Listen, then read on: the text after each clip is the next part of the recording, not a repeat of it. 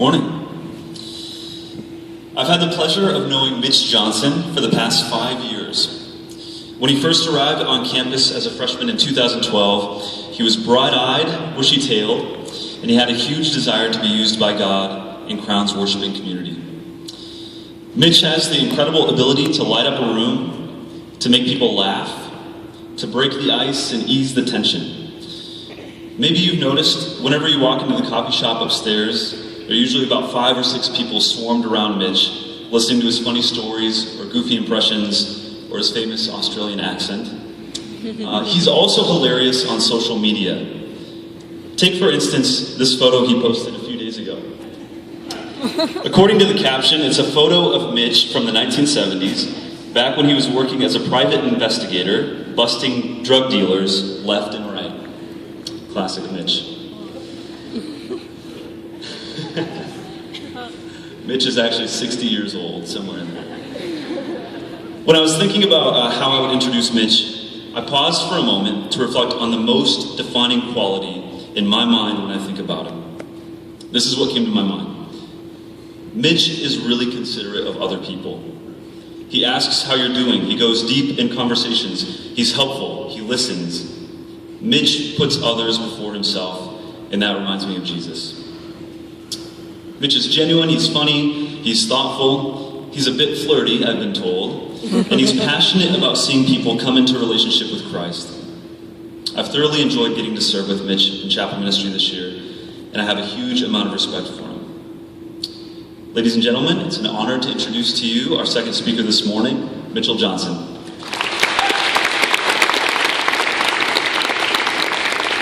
Thank you so much, Kelvin.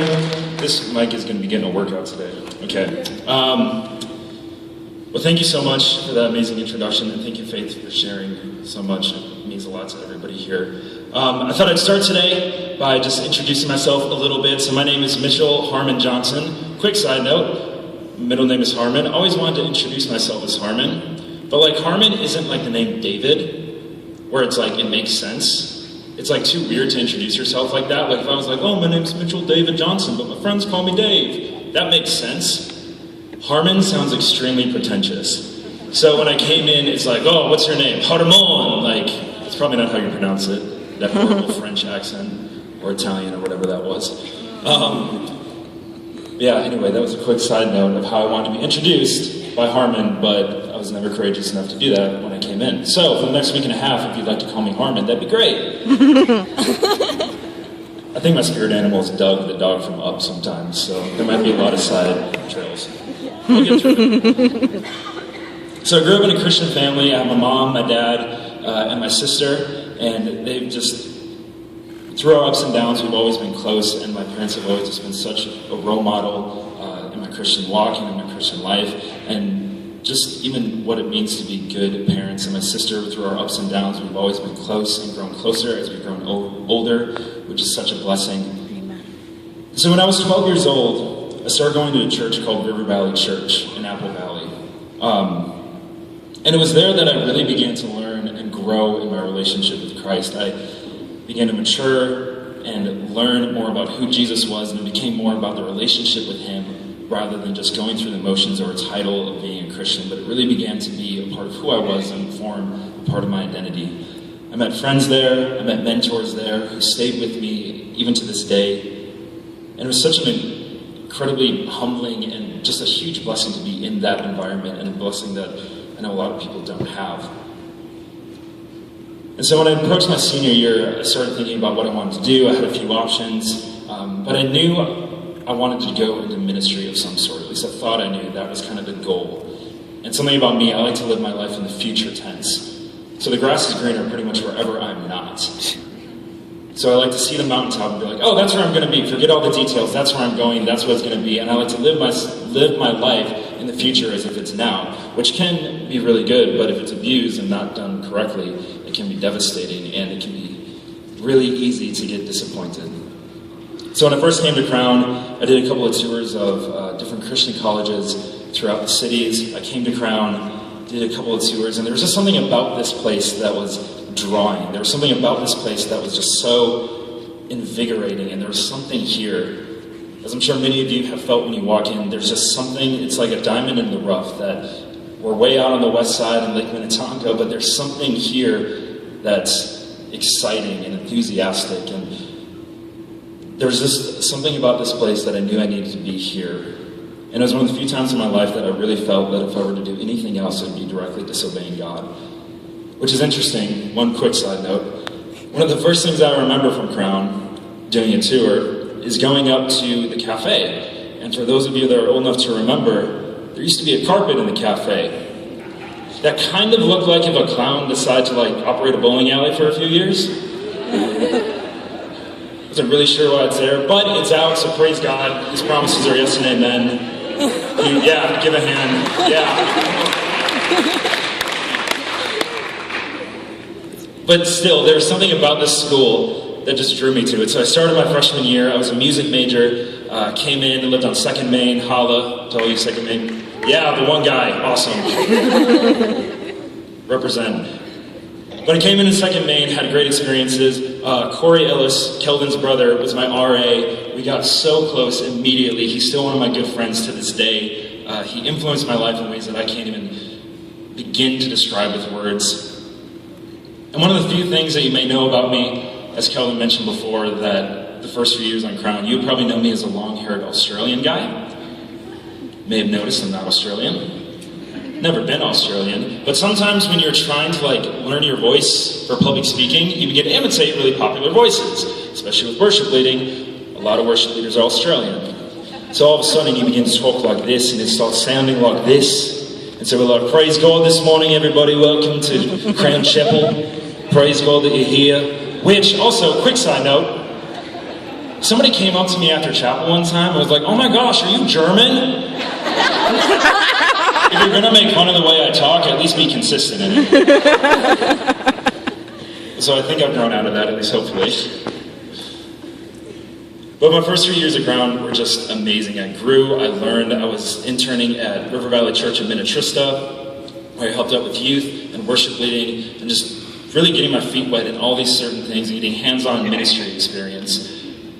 Likewise there, I met some of the closest friends and my closest mentors that are still with me to this day. In my sophomore year, end of my sophomore year, I did an internship at a church in Arizona.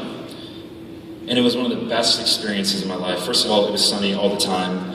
It was great, and there was dust storms, which were really cool because it felt like I was in the movie The Mummy with Brendan Fraser. But then I realized that it smells really bad because it turns up all the dust. So that was fun with long hair, just smelling like a cow all the time. But it was one of the greatest experiences of my life, and I got hands-on ministry experience. I met close friends. It was just such a blessing, even working through different things with calling and identity and all this stuff that a lot of college students go through. So then I came back my junior year, the beginning of my junior year, and it actually began one of the darkest seasons of my life to date. And there's a lot of reasons for it, but I think one of the main reasons, amongst others, is I mentioned that I like to live my life in the future tense. So I'm an idealist, so my highs are high and my lows are really low. And sometimes when things don't look like they're going your way, it can impact you and have a really deep hurt on you. Especially when sometimes friends and mentors seem to kind of ignore you and brush you to the side, and it doesn't seem like the plan is going the way that it was supposed to go. And so this affected me really deeply, and throughout my junior year, even with all the great things in it, there was just an absence of God's presence that I've never felt before. And it was dark, it was lonely, even though there were people around me. I remember skipping out on class to go have panic attacks in the bathroom, hands shaking, and started a bout of insomnia that sometimes I still struggle with to this day. And so it got to this point where it was just so dark and so frustrating. And I can tell you that one of the most frustrating things that you can do is try to proclaim the truth of who God is when you don't feel it. Especially as a worship leader, trying to sing songs about how Jesus is alive when you feel dead inside. But one quick note, sometimes that's the way that you begin to believe. Sometimes action precedes belief. So if you're in this place and feeling that way, sometimes saying the words and speaking the truth actually precedes how you're feeling. But all this came to a point where I decided to take a year off of school and move to Milwaukee, Wisconsin. Yeah, MKE. And so I went to Milwaukee with a pastor friend of mine who is the campus pastor at the church in River Valley, or Minnetrista, River Valley. And he's from Milwaukee, so we always wanted to plant a church there. And so I went with him and began worship leading, and began going out on this mission, on this call, on this adventure with him. And it was in that place where it was a change of place, a change of pace, that I really began to realign my heart and realign my mind and realign my life with what God was doing. When I was out of a place where I wasn't so focused on what the end goal was, I could focus on what God was doing in me and could focus on who God was. So I worked at Trader Joe's in Milwaukee, met some great friends, and in August of last year, I decided to come back and finish my last year of school at Crown. And so I came back, and my senior year began, and it was one of the best senior years I've had to date. It was filled with great memories, interesting memories, and just exciting times with great students, great faculty, and great staff. And it was really the upside of spiritual darkness, coming out of that bout and realizing that God was true and his words were consistent all along. And so with my last few minutes, I just want to share some things that I've learned in these 4 years. So the first one is take this opportunity to focus on who you are and not what you're going to do. It's really easy, especially when you're working for a degree that literally says that you're qualified to do something. It's really easy to focus on what you're doing. But I challenge you, focus on who you are. Focus on who God says you are. When we say identity in Christ, understand what that means. It's not just a frilly Christian saying that we write on the fronts of notebooks, but it's something that we can take to heart. And I don't have time to completely unpack what that is, but part of what the identity of Christ, or having your identity in Christ is beginning to listen to the truth that God says about you and not the lies that you tell yourself over and over again. So take this time, don't waste it, but focus on who you are. Sometimes in the church, I think or in Christian life in general, we idolize calling. And we want to do big things for God, we want to be on mission, we want to go and do things, which is good, but if it's perverted, it can be a downfall. And I think calling is really the intersection of these 4 things. It's the intersection of identity, who you are, who God says about you. He says you're a child of God, you're a co-heir with Christ. Focus on that voice. Shameless plug, take Dr. Meyer's spiritual and personal formation class in the fall if you can, if it's offered in the fall. If it's offered next year, you should take it. But calling is formed from identity, then you add on values. What do you value? What do you hold dear in your heart? Is it empathy? Is it justice? Is it friendship? Is it experience? Then all of a sudden you begin to add on passions. What lights up your heart? What gets you really excited? And then we focus on community. Who is it that you have around you? It's an old but true saying, show me your friends and I'll show you your future. And lastly, get involved in a church. Don't view this chapel time as church time, because it's not.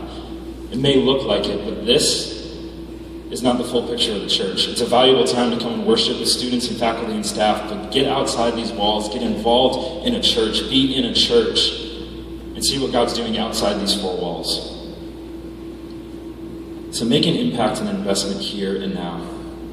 And don't view this time as something to get through, but view it as something to grow through. Thank you.